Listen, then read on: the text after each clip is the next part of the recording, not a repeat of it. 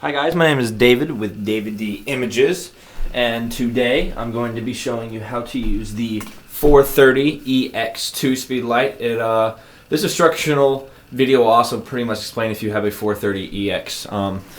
I have three 430Exs that I use and prefer them over the 580. The only thing that kind of sucks about the 430 is it can't be used as a master. It can only be used as a slave. So, but I'm going to run through some of the basic functions of the 430Ex 2-speed light. So some of you might, if you have one and you don't really understand how it works, after this little instructional video, I think that you'll have a lot better grasp on how things work. So what we're going to start off with is we'll turn it off, and we'll turn it back on here. And as you can see, the pilot light is on. So whenever you see this red light, what that means is when you push it, that just lets you know the flash is good to go. So if your batteries are weak or whatever, what you'll notice is the pilot light will take longer to relight itself before it's ready to take another shoot, or before you're ready to take another picture. So as long as your pilot light's on, though, you're good to snap a shot. So if you notice that after you take a shot and it waits about 5 seconds, you're probably going to be wanting to change those batteries very soon, because you're not going to be able to get very fast picture as far as picture after picture after picture. Next is what this does is this lights up. As you can see, it lights up your screen, so if you're in a dark situation you really can't see it. This button lights it up for you. Next you have what's your modes. Okay, now the first mode, as you guys can see, is ETTL. And what ETTL is pretty much just an automatic function for your flash. So it's kind of like putting your camera in automatic when you're taking pictures and stuff. But if you want to have full control over your flash, then what we want to do is we want to go on and hit the mode button. And now you're in manual settings. Now, to change the output as far as how strong your flash is, you're going to hit the center button. You're going to hold it down for a second. You'll see this thing will jump back and forth right here. And you can, like, say I wanted more flash. I'm going to go to the right, so I'm going to push the right buttons. And these are stops in between. So if we have it at 1.1, this is the full amount of flash that this thing can put out. Now you go to 1.7, so it's not the full amount, but it's still very strong. You go to 1.2, so this is 1/2 of what it can put out. And there's stops in between, and then we go to 1/4, 1/8, and I think this jumps all the way up to 1/64, and might go a little bit higher. So yeah, it will go up to 1/64 of its full power. So say you're in a bright situation, but you just need a little bit of flash to add that little bit of pop in your picture. You can drop it down to 1/64, 32, or 16, which won't give you full amount of flash, but it'll give you just a little bit, which is really nice.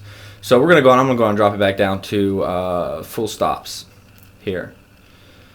All right. Now, the other big thing to know to be able to do when you're in manual settings is called the zoom. So you're going to hold down your zoom. Now, how zoom works, actually I just put it into slave mode.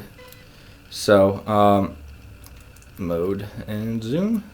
So you just hit the zoom button once.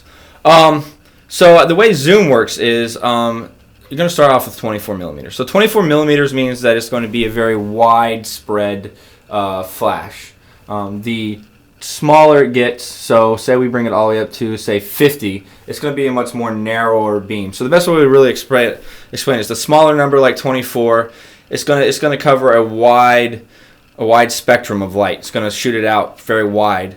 The bigger these numbers get, the smaller the spectrum of light's going to be. So it's almost going to become more like a beam almost, So if you're really working on one subject across the room maybe, and you don't want to get everybody around her, you really just want to focus on that one female or male subject, then, you might want to drop it all the way up to like 105, and that's as high as it goes, and it will shoot more of a straight beam or straight ray of light, a flash of light towards that individual or that item that you're shooting at. So that's how the manual settings works, far as with the 430Ex2. So you've got when you pop it in manual, you can control how much flash is put out, and you can control how wide of a spectrum your light puts out when, at how much you're trying to do. And then if you hold down zoom for a second, This will put you into slave mode. So if you have a 580, you can use this as a slave. So when you shoot the 580 off the top of your camera, these things will also go off as well if you have 430s. I use 430s, and I use the Cowboy Studio flash triggers, which I really like. They're pretty cheap, and they do a really good job. And I'll do a tutorial on those or a structural video on those here in the near future. And then the last button that you have, which I don't ever use, and to tell you the truth, I'm pretty much going to have to read off the manual to explain how this works, because I do not use this, is you have these two things here, and one of them helps with shutter priority, and the other one has to do with the flash will go off right before your shutter clicks and takes a picture, so it gives like a weird light, which is really used for like low shutter speeds when like you got it in bulb, or like 30th of a second, or 25 seconds that you got your shutter speed open, and it kind of just puts out a ray of light real quick. So the first one is has to do with shutter priority. I really don't know a lot about that, to tell you the truth. I'm not going to lie. And then the second one, I believe, has to do with what your flash will go off right before your shutter clicks. So if you're doing long exposure times, this may be nice to give it just a little bit of light to get that picture that you're looking for with the long exposure times. Anyways, this is David with DAVIDDIMAGES. Check us out on Twitter.